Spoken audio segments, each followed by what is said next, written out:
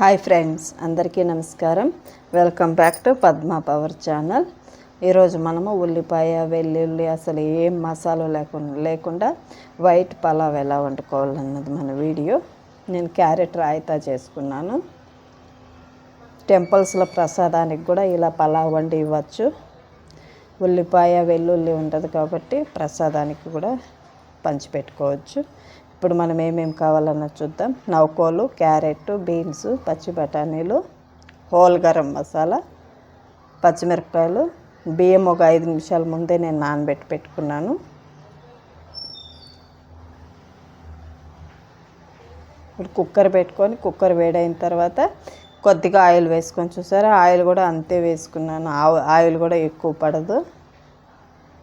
మనము తీసుకున్నాం కదా హోల్ గరం మసాలా వేసుకొని మంచిగా వేయించుకుంటేనే నా గరం మసాలాలోని ఫ్లేవర్ బాగుంటుంది. మనం మసాలా కూడా ఏం వేసుకుంటా ఉండలేదు కాబట్టి గరం మసాలాను మంచిగా వేయించుకోవాలి. తర్వాత పచ్చిమిరపకాయలు వేసుకొని పచ్చిమిరపకాయలు కొద్దిగా వేగిన తర్వాత మనం తీసుకునే వెజిటేబుల్స్ పూర్తిగా వేసుకునేద్దాం ఒక్కొక్కటి. వెజిటేబుల్స్ కొద్దిగా అన్నీ వేసుకున్న తర్వాత పచ్చివాసన పోయేంత వరకు కొద్దిగా ఉడికించుకోవాలి.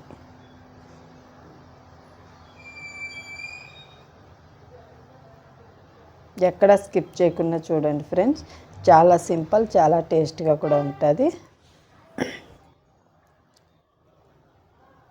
ఇప్పుడు కొద్దిగా ఉప్పు వేసుకుందాము, సరిపడినంత ఉప్పు.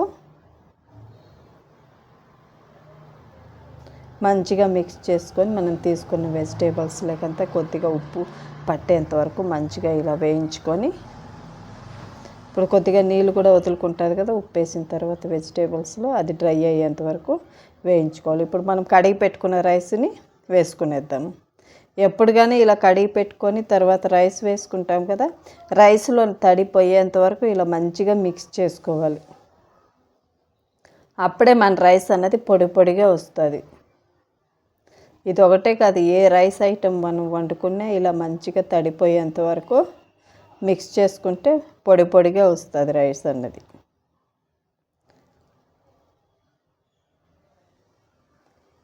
ఇప్పుడు మనం హెవీగా మసాలా కూరలు వండుకుంటాం కదా, అలాంటి దాంట్లోకి ఇలా ప్లెయిన్గా పలావ్ వండుకుంటే చాలా బాగుంటుంది. ఇప్పుడు నేను 1 కప్పు బియ్యంకి 2 కప్పులు నీళ్ళు తీసుకున్నాను. నీళ్ళు వేసుకునేసాను పూర్తిగా. ఇప్పుడు ఒకసారి ఉప్పు చెక్ చేసుకొని ఉప్పు సరిపోకుంటే ఇంకొద్దిగా వేసుకోవచ్చు. ఎప్పుడు కానీ ఇలా నీళ్ళు వేసిన తర్వాతనే మూత పెట్టకూడదు. వెంటనే తర్వాత ఇలా కొద్దిగా బాయిల్డ్ వచ్చి ఇలా అయిన తర్వాత మూత పెట్టుకోవాలి. మూత పెట్టుకొని ఒక విజిల్ వస్తే సరిపోతుంది.